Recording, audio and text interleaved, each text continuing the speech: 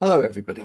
It's me, Graham Coath. It's Friday, it's midday, which means that it's time for Wow Ergonomics. Now, as you can see, I'm filling your screen at the moment, or you're not seeing that if you're sat on the M25 listening to this on Spotify.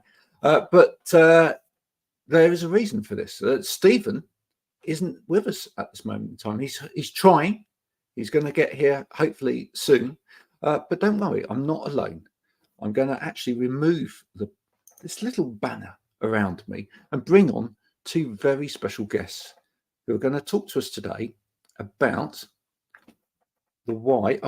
I'm not going to fit this, so I'm going to have to come back. The Y.M.C.A. I hope you all want to join in and do the dance with us as I please introduce the wonderful Gavin and Faye to the conversation today. Hello, both of you, and welcome to Wow. How are you? Hello, thank you ever so much, Graham. Lovely to be here. I'm really well, thank you. Good. Now, Faye, the dance, was it a prerequisite before you? So I didn't have to do it in my interview, but I was well prepared. It does come up at the staff work dues, I can tell you that. But being on the screen, are we doing it that way or that way? It's that way, isn't it, for everybody? So yes, we're well known for that. But yes, as our minibus says, we are more than just a song. Absolutely. Well, let's talk about that, because I think for a lot of people that's all they will know. They will know that the famous Village People song, but they won't actually know anything more about the YMCA, what the YMCA actually do in 2024. So do tell us, what are the YMCA actually involved with? So just a little bit of history about me. I came to Cheltenham back in 2002 to come to the University of Gloucestershire, and I have always known that there's been a YMCA in Cheltenham, but like yourself, I wasn't quite sure what it did, what services it provided. So I started working there last April, so just coming up to a year, and was pleased to find out that we are celebrating our 169th anniversary in Cheltenham. Wow. So it was only 10 years after the original one in London. So 1855, we have been in Cheltenham providing services. So what we do is we provide emergency and temporary supported accommodation for vulnerable people at risk of becoming homeless. We are YMCA Cheltenham, but we cover Gloucester as well. We've got six main housing projects over in Gloucester, and we've got a big one in Cheltenham in Victoria Walk next door to the town hall.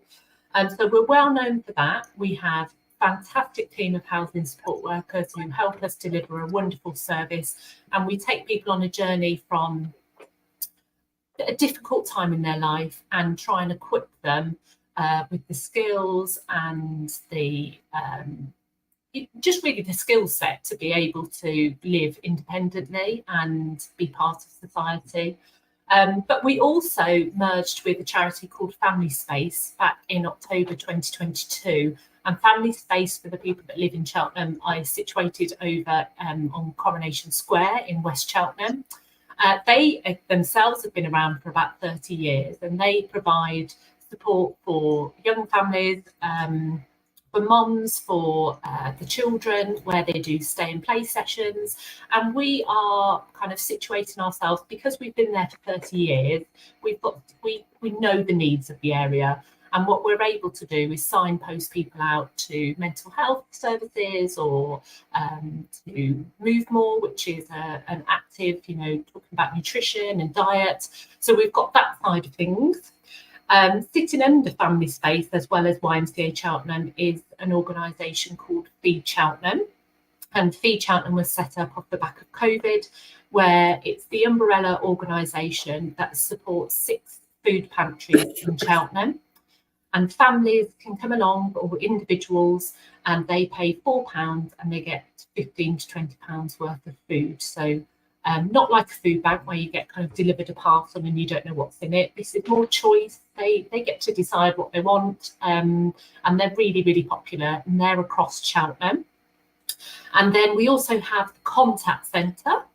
So there's so much so much to our bow. I feel like I'm taking a lot of airtime here, but it's good to be able to, express exactly what we do. But our contact centre is again over in West Cheltenham, sits within the Oasis Centre, and that supports children who are either in care or their families have split up and they want to have a safe, secure place where they can hand the child over to the other parent to spend time with. And then finally, we have the sports centres at the YMCA Sports Centre. That's been around for about, I think, 12 years now. It's a fantastic facility, which I didn't have a clue was there. So it's my job as development and communications manager to get the word out. We have got a fitness suite, a huge sports hall.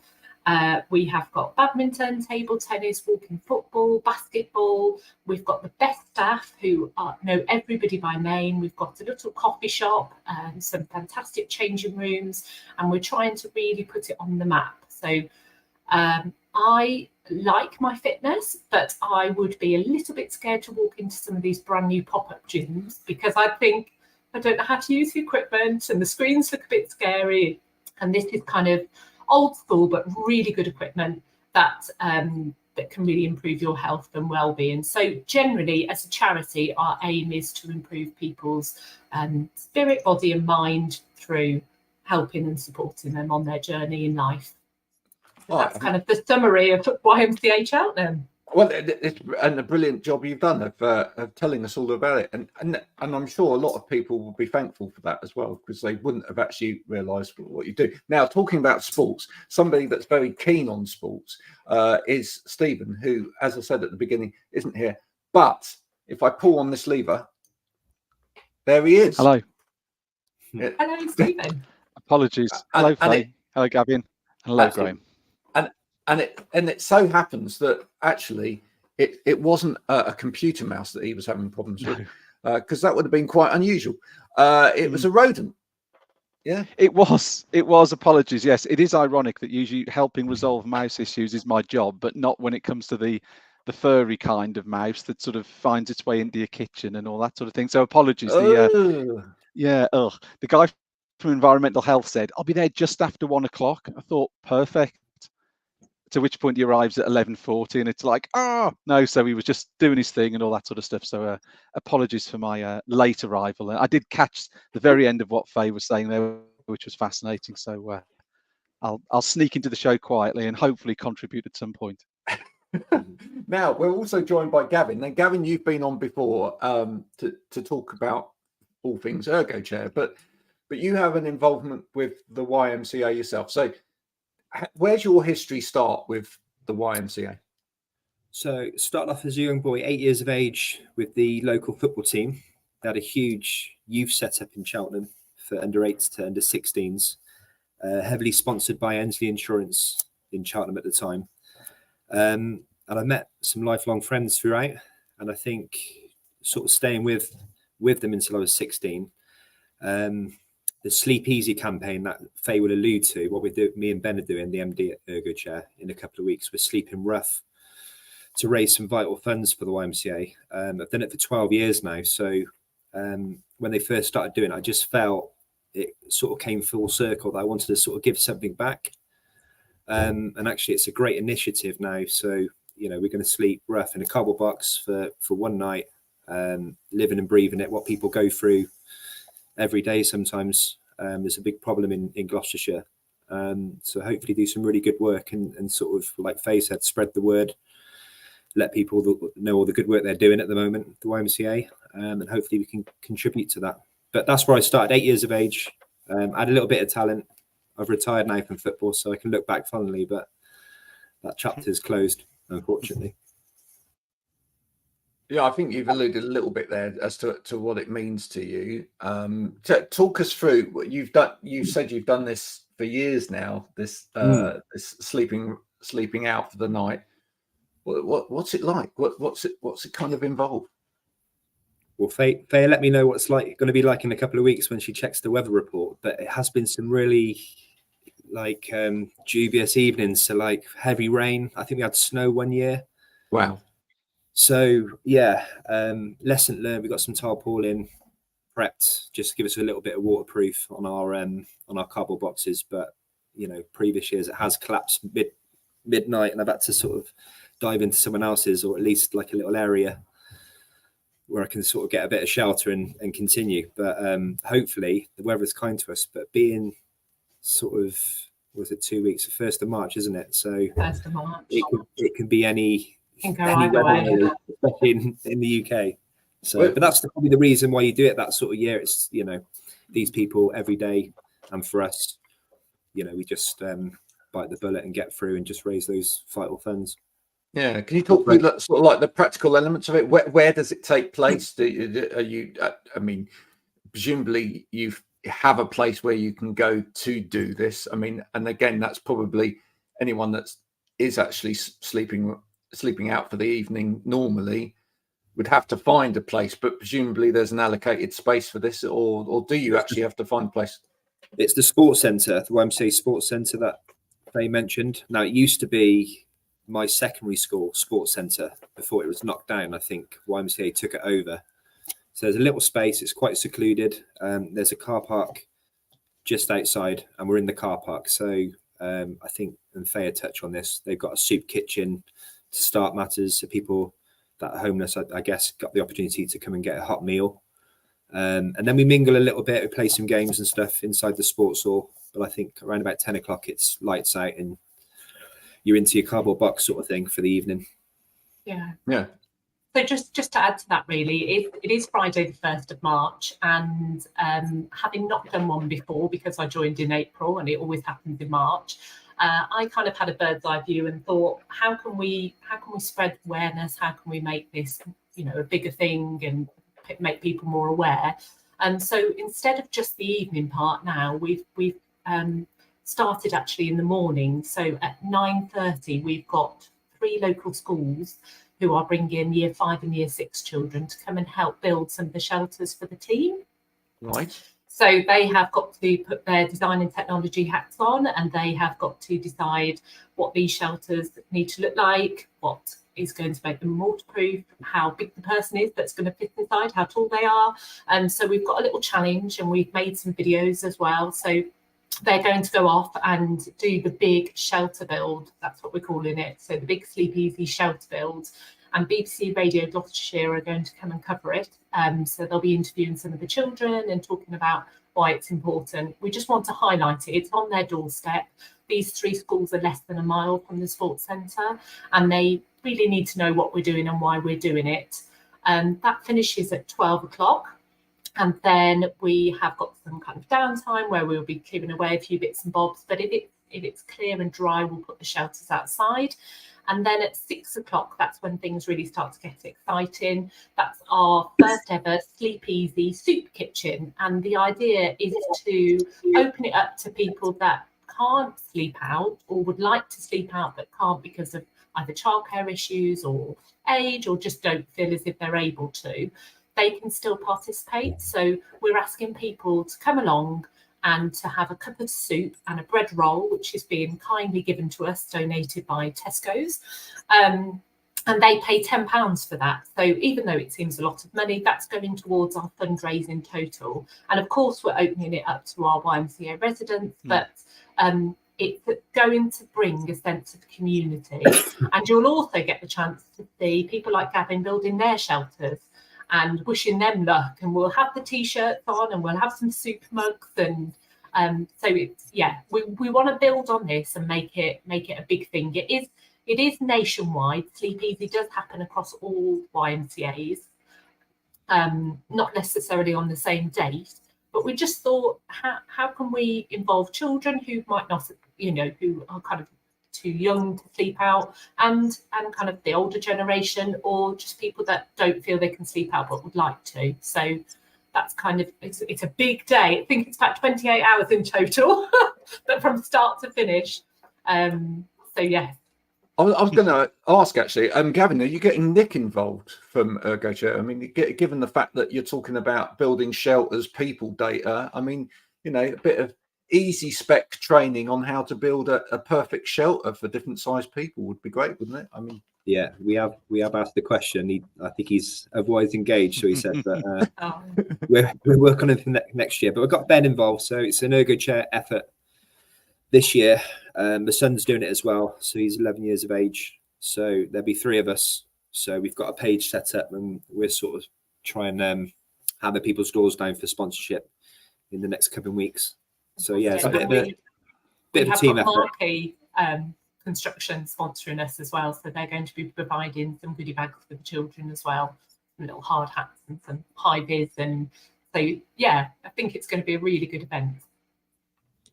From doing the event, what over the years, what sort of comments do you hear, Gavin, from the community about perhaps how this helps bring the community together as well?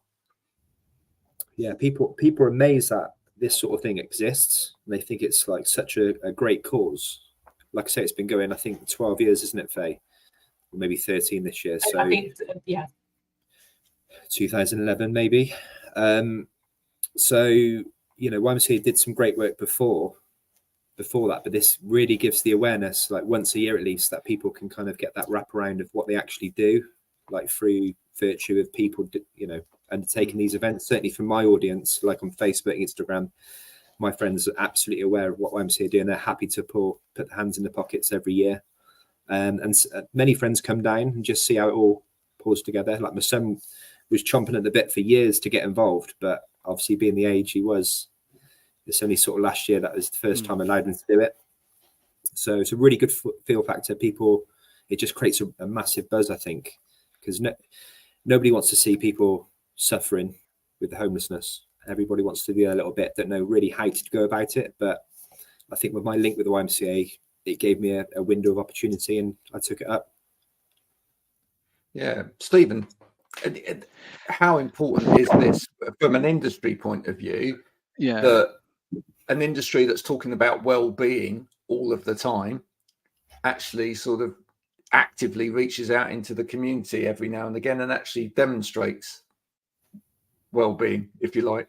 I mean, it's hugely important. We had a conversation, didn't we, 2 weeks ago with Chris Lomas, didn't we, from Hope 4, and we sort of discussed that. And there's a few things that we've got sort of moving on in the background about that. I think it's hugely important. You know, we talk about health and well-being, but as you say, you can't just focus purely on the office. It's a bigger piece than that, isn't it? It isn't just a case of is someone sitting comfortably or this, that, and the other. It's actually broadening it out to a wider audience and a wider community. And I don't know whether you touched on this at the start, so again, apologies for coming in, but I'm sort of sitting here thinking, you know, this is amazing that this is being done, and you know, hats off to everyone who's involved, but how have we got this having to take place, if you know what I mean? You know, I'm sure this is a question that that Gavin and Faye, and you probably comes across your sort of desks on a regular basis, but how are we in a situation that this is having to take place? It's amazing that it is, but how have we got people sleeping on the streets in 2024? You know, we're a relatively rich company. Why is no one, whether it's governments or councils, really got their head around this and come up with something? You know, as sort of someone who doesn't know the subject hugely in depth, I look and go, surely something could be done. And if it isn't being done, why isn't it? I'm fascinated as to why is no one doing something about it, so it's permanently addressed and eradicated? I'd really be interested to hear what Gavin and Faye's thoughts are on that. Yeah, so I've worked in the sector now for 4 years, so fairly new. I was working for the Gloucestershire VCS Alliance before, which is a charity set up to support other charities, and that was obviously during COVID, and we noticed that it was a huge demand on services and a decrease in funding. And you know, hats off to the nurses and the doctors and to the NHS, but people forgot about the charity sector and that we're frontline workers too. We couldn't just stop working. So all our housing projects carried on. You know, people have just not stopped. And what's happened is we've had the global pandemic, then we've had the cost of living crisis, and I think what's coming on the horizon now is a debt crisis. And we are noticing, because we've got things like Feed Cheltenham, who cover the food pantries and the housing, that we are noticing a new kind of group of people that are that middle class, you know, that both have working jobs in a household, that are needing to access our services. And it's really sad because sometimes at the end of, I've heard about, and not necessarily our pantries, but at other places around the country, of people closing down the pantries because, like, just for the daytime because it's finished, and putting stuff outside and people coming to collect it then because of the shame. And it's, like, I know people that need to access it, and it's a huge problem, and I think it's only going to get worse. So yeah, I love my job, but I do think why we're in this situation in 2024. And there are better ways to spend government money, but that's where we are at the moment. And you mentioned there sort of a debt crisis. Is there another wave of this coming? Because you do hear, a lot of people have been impacted by mortgages and things like that. But you hear of a lot of people who it still hasn't quite got to. They still haven't seen that big jump. So actually, is there sort of a second wave that's just around the corner that's going to draw another group of people into this sort of situation? I think it hasn't bottomed out, has it? It hasn't bottomed out, has it? No, it hasn't yet. And I think definitely, sorry to be all doom and gloom, but there's definitely another wave coming, and people are just heavily leaning into debt to either maintain the lifestyle for the children or to keep the houses that they're living in. But it's just off the back of the pandemic, the cost of living and everything. So sorry to be all doom and gloom, but yes, I know that YMCA is essential to supporting vulnerable people in the community through mental health services, housing, and everything. We just want to be that wraparound care, and we want to say to people, we've got you. So it's off events like Sleep Easy that we bring in those vital funds, because I heard the other day, someone was saying to me, well, everyone is maybe 1 or 2 paychecks away from having to rely on services like a food bank, and it can be any of us, or all of us. So, yeah. And it's a load of things that have cumulatively impacted us over a period of time. I mean, I actually think it started with Brexit, before COVID, and then, I think of late, you've seen a change in the benefit system as well. We've moved away from tax credits as they were. We're moving towards universal tax credits. It means that there's been a shift in terms of who can access benefits. There's been a lot of families, as you say, actually people that are working now have absolutely no access to any kind of support to their income at all. Rising prices, but and almost kind of a continual cycle of people wanting a fairer wage, but then the wages go up, and then that impacts the costs of services, so therefore the cost of living goes up. Where it stops, one doesn't know, but certainly at the moment I think people are going to struggle, and it really is going to be very necessary for people to support charities who can support people, because I don't think there are any answers at governmental level at the moment. I mean, this we've had various people on, haven't we, Graham, over the years on the show, a number of people from the NHS and things like this. And this might seem like a really obvious question, but I almost feel like I need to throw it up to Gavin and Faye. Is it as simple as more money, or are there other things in terms of organisation? Because we've said this when we've had people on and said about issues with services from hospitals, and they've said actually it isn't necessarily about just getting more. It's actually whether it's organisation or management. Is there a similar thing with what you would see? Is it a case of you just need more, or actually some sort of organisational or management support or whatever? Would that have an impact as well, positively?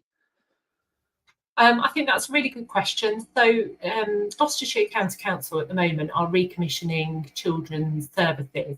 So they are going to be creating, with the help of the charity sector, hubs that families can go to. And again, it's kind of that gateway service where a family will walk in and they'll be assessed and they can be signposted out to local services that will help them completely and holistically. I think I was shocked when I was working at the Gloucestershire Beeson Alliance that we assumed that during the pandemic, like charities would have to close their doors, but in fact there was over 400 new charities set up, hyper local ones, to support the need that was happening there and then.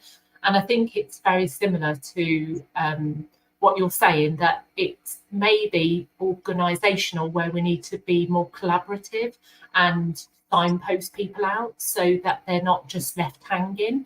And I don't think there is a charity I can think of that doesn't support with mental health now.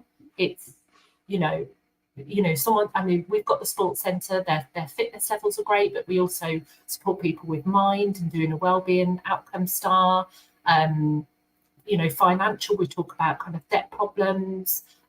We look at parenting classes. So you have to look at a person as a whole, but definitely the sector as a whole now is starting to work much more collaboratively rather than this is my patch, that's your patch. You have to get organisations now that are really good at something and then signpost out. So, like you take care of nutrition, we'll take care of, a 0 to 3-year-old, and then we'll do. So, yeah, I think it's that. Does that answer your question? Yeah, it does, because you often think it isn't just a case of just putting more money in the pot. Actually, is the technology, we've talked about technology, Graham, and AI and all those sort of things. Is there better technology that would help pull everything together, whether it's apps or things like that would help it? And it sounds like that's what's going on now. So that will certainly add some benefit. Yes, of course, extra money is always going to be welcome, but it might be a case of pointing people more efficiently in certain directions might give them better access and therefore instantly getting better benefit and improvement in their lives from that as well. Yeah. I want to go back to the evening itself. Gavin, you say it's there's lights out quite early on. Do you manage to get to sleep when the lights go out at 10 o'clock? Yeah, same every year. So around about 2-3 o'clock, once the body temperature lowers, then you you're tossing and turning a little bit. Then you're very aware where you are, and depending on what the elements are like outside, it's difficult to get back to sleep. So you get 2-3 hours, maybe 4, maybe if you're lucky. So you're, like I say, you're mingling and stuff until 10 o'clock. There'll be lots of stuff going on. Your body temperature is quite nice, but through the night it does drop quite significantly. So do you try not to drink too much before you do it? I mean, otherwise you'd be going to the toilet all night, would you? Or if it's cold? Yeah, never been a problem, to be fair. But yeah, a few cups of tea sort of see me through.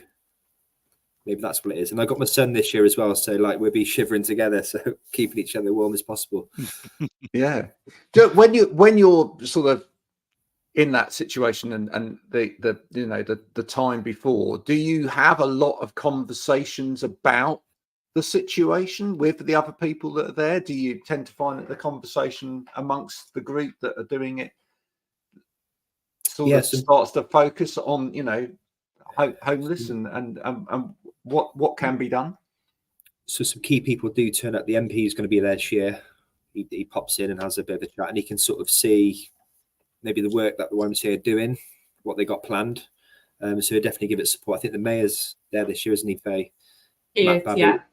Yeah. So some really key people that have got huge platforms to deliver their message. I think the old chairman of the YMCA, Peter Worsley, pops in. He should be popping in this year, he's told me. He's now a trustee of the board. So he knew me as an 8-year-old, and he gives his £50 donation to me every single year, but he still brings his check in. I don't know who deals with checks anymore, but he gives me his check in my hand. So that's quite nice to get support. So he's lived and breathed it for so long now, years and years and years, probably about 60 odd years, I would imagine. He's been involved. So yeah, some key people there, and I think everyone's got their own sort of platform, but I definitely think those people, the MP, the mayor, they would definitely look at it and go, what can we do better? To allude to your question, Stephen. Yeah. Can we do better? Doesn't always necessarily need money per se, but just channels that people know what they can kind of approach and how to approach whatever they need to access. I think that needs to be clearer. And I think sometimes this evening just brings a lot of conversation and key awareness out of it. Yeah. And these sleep outs, are they happening all over the country same night, or is this just in? It's Sure. I think everyone does their bit, don't they, Faye? But at different evenings. Yeah, so it is And the regional. Cheltenham YMCA run on a different night to a load of Absolutely. others, isn't it? Yeah.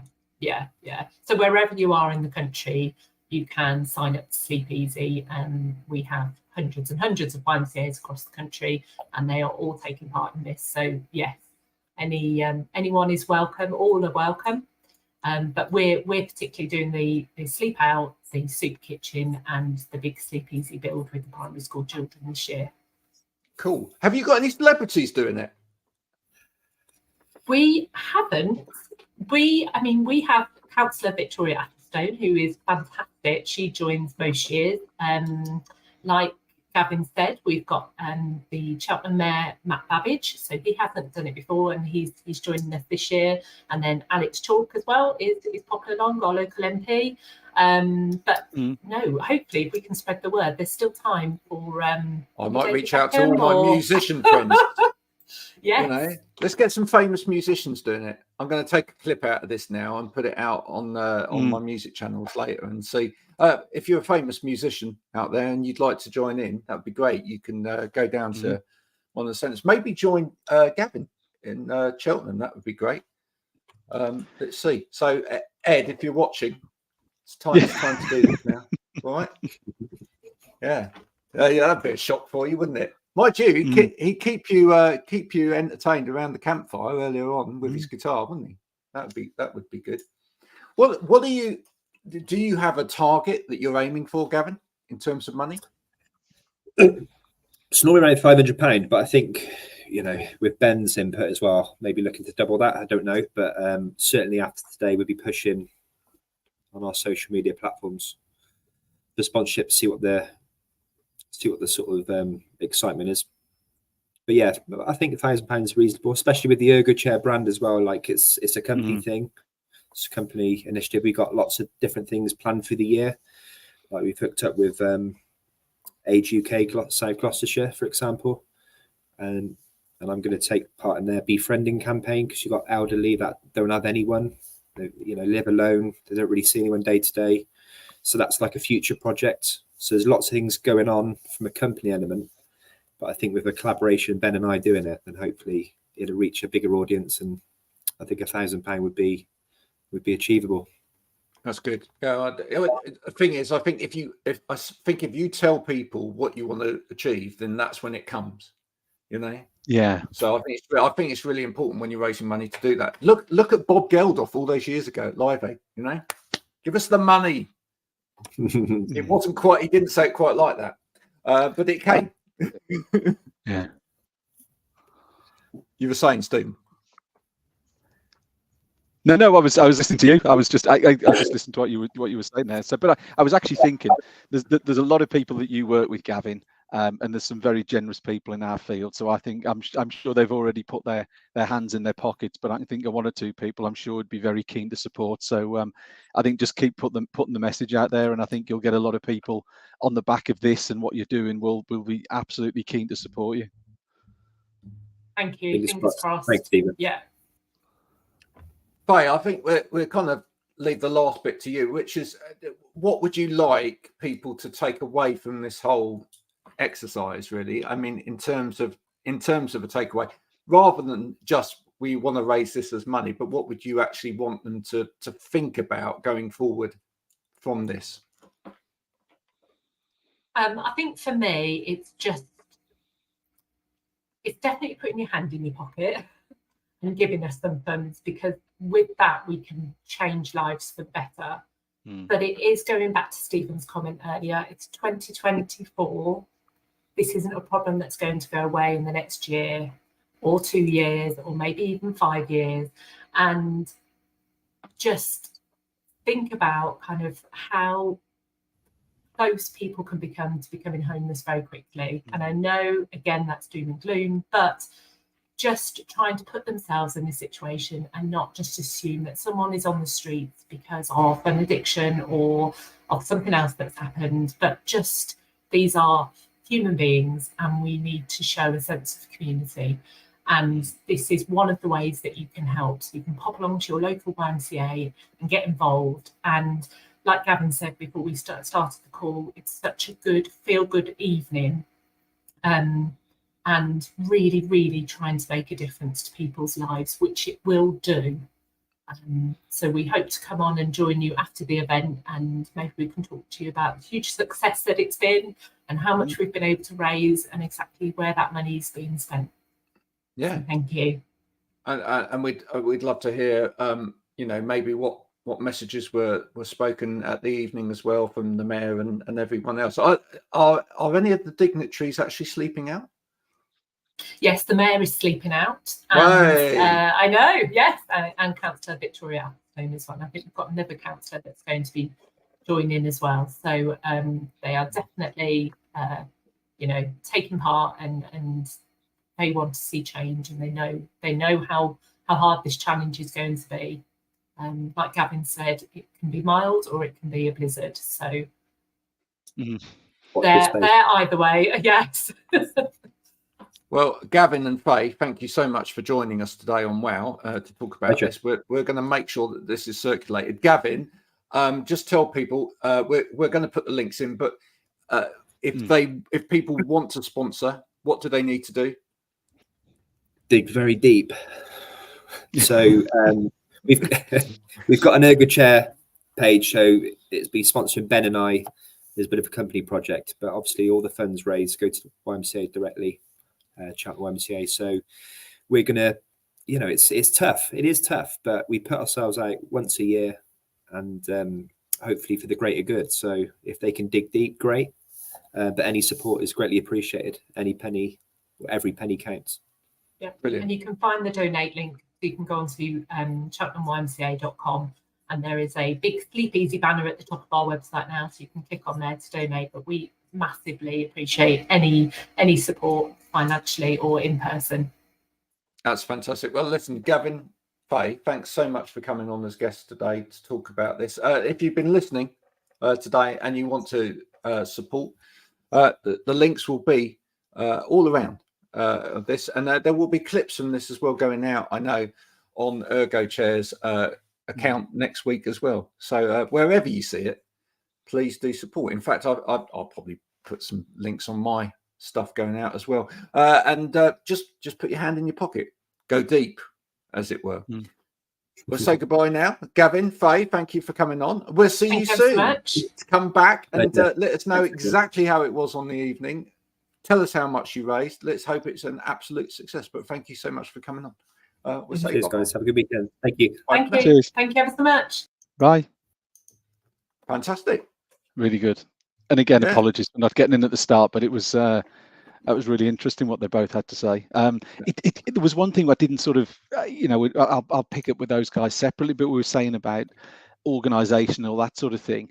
But I do wonder, is there some sort of black hole of money that's sitting in government coffers that people just don't know how to access? Do you know what I mean? So going above and beyond the signposting piece, is the money that's there for people and they don't know how to access it? So also, is there a responsibility of people holding those? Or do you know what I mean? It's almost like, you heard this, there was a number, wasn't there, where it was all this extra money was given for fuel allowance and all that sort of thing, and so many people hadn't collected their voucher or whatever it was, and you're thinking, how, again, in 2024, how are we? Well, I'm going to say pushed this rather than pulled, shouldn't it? Yeah, I'm going to say this, and it's, in a way, a lot of stuff is a lot better than it was, right? I mean, if you go, I'm not going to carte blanche criticize government websites and whatever now. It's clearer English than it used to be. However, I know for a fact from getting involved with it and talking to people, there are people out there with different learning difficulties or conditions or whatever that will struggle still to this day with accessing funds that they potentially need because they just can't understand the process. Yeah. And until we get our head round the fact that somebody that struggles with process struggles with our process. Yeah. And that means we can't just lock it behind a process. People are not going to access stuff that they're entitled to, right? You know, when you've got someone that is overwhelmed by form filling or having to find information here, there, and everywhere and gather it together and, you know, apply it in order to get something, then it is going to preclude those people from accessing what they're entitled to. Yeah. You know, and I've seen it, unfortunately, over the years where sometimes people that don't need it but know how to access it get it. Yeah. Right. And I'm going to say that because I know it's true. I categorically have been to see. So I'll give you an example of this. Yeah. In my days of doing DSA stuff, Yeah. I have been to see students who have been awarded provision of things, and they live in a house on the edge of Richmond with gated drives, with 6 cars on the drive, which are probably worth $250,000, and they're getting the provision because somebody in that house knows how to access the money. Yeah. Right. And then I'll go and see somebody in Tottenham, no disrespect to Tottenham, in a flat with mold on the walls, who doesn't know how to access it. Yeah. Because they don't know how to, you know, until we close that gap in terms of finding ways to help people to access, then there's going to be a problem there. You know, but it all comes back to accessibility, like you said, accessibility, isn't it? You know, it's making these funds and provisions accessible to everyone. It reminds me a little bit, it's slightly off topic, it's things like the winter fuel allowance, isn't it? That's based on age. And like you just said there, you've got people who are, you know, you gave the example there of someone behind a gated community in Richmond, someone taking exactly the same amount as someone who lives in a poorer part of the country, and yet they're still drawing that money, even though they have absolutely no need for that money, and it could be better used or allocated to somebody else. Yet they'll still given access to the whole thing. And like we said, you know, with the way technology's moved on, there should be ways of, I think, for some people taking away that accessibility, and B, divesting it or pushing it into those areas where it's more needed. You know, it's just, you know, and that's why I asked the question before, is it necessarily about money? And it isn't. It isn't the whole thing. A blank check still isn't going to fully resolve all of those challenges. It's other things that sit on top of that, isn't there? So it's that really important to, like, you know, Gavin's doing, raising that money, but it isn't just doing that. It's other things on top of that need to take place to make sure that's used in the most effective manner. Absolutely. Now, I want to finish today by telling you something which I think is quite interesting, which is that so I had a conversation yesterday with someone from the ergonomic sector. Right. And it made me realize that actually one of the things we are doing on this show is we're not only challenging the perception of what ergonomics is about for people who don't understand what ergonomics is, but we are also challenging the concept of what ergonomics is about for people that know what ergonomics is about. Right. Okay. I found that very interesting because I was asked the question. They said, so sometimes, quite a lot of the time, in fact, on this show, you're covering stuff that isn't necessarily ergonomics. So are you thinking about a name change? And I said, well, actually, I want to question you on this. What is ergonomics? Okay. Right? Because, and I said, the title, just so people understand, the title has a kind of sort of tongue-in-cheekness about it, the wow ergonomics. But I said, but at the same time, I said, what are we actually dealing with when we're dealing with ergonomics? Because I said, actually, when we're dealing with mental health and overall well-being, and even things like the topic today of, you know, why is this not happening in society? Are we not dealing with human factors? Are we not dealing with part of the same problem and solution? Because I think we are. And it made them go away and think. It made me go away and think. And actually, I was thinking, actually, this is a really good thing, what we're doing here, because I think we are actually challenging the industry as well to actually stop and think, is that not part and parcel of what we should be talking about, or what we should be thinking about? It's not. If we think everything's in isolation, that's part of the problem.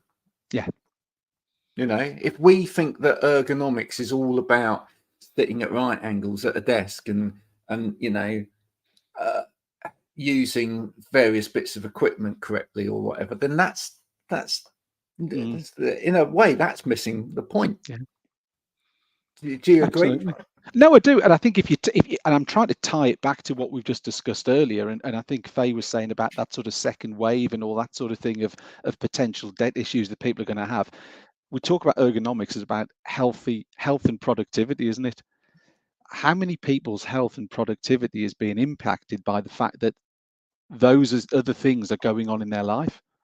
So again, it's not just addressing the keyboard and the mouse and the things you said there, but it's also those other factors outside of there that could be impacting the way they work. So identifying and helping address those issues all ties back to how people are productive and work, isn't it? If you can address, it's not just those, there's a broader set of issues, and you said they're not working in silos. It's dealing with a whole range of issues that can affect how someone feels at work.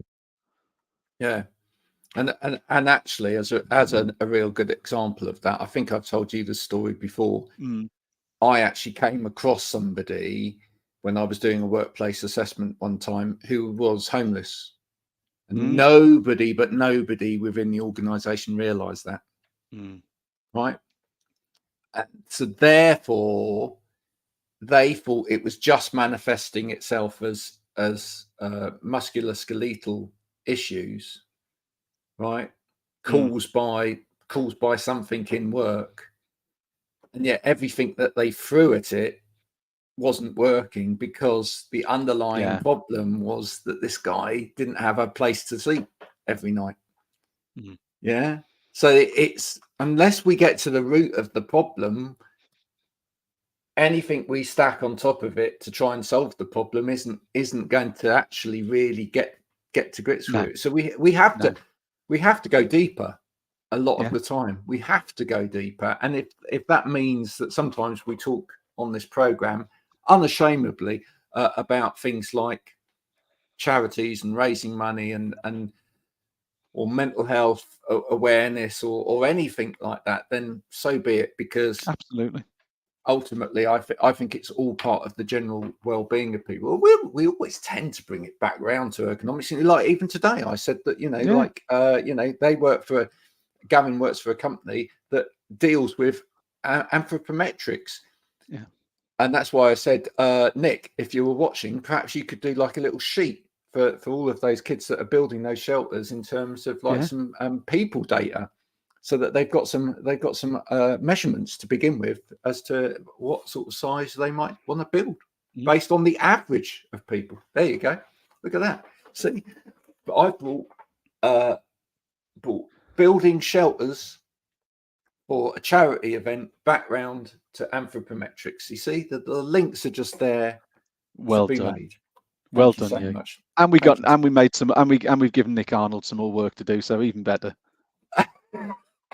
Keep him busy. I bet he's going to shoot me now. Yeah. Oh, there we go. Well, thanks everybody for watching. Stephen, I hope that you managed to rid the world of the rodent. Yes. And that's all taken care of now. Please do, if you've been watching this today or listening to it, there will be some links that go with this so that you can support the endeavours of the people that are sleeping out for the YMCA. Please do click on those links and put a little bit of money in there. That would be much appreciated. We'll be back same time, same place next week with another edition of this.